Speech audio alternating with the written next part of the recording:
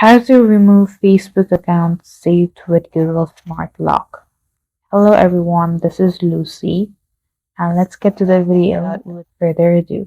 So in order to remove the Facebook account saved, you will need to go to settings, and here you will see the Google service settings with the G icon.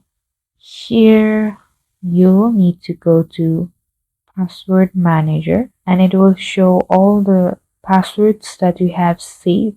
So you will need to go to Facebook. So it might ask you for your mobile PIN.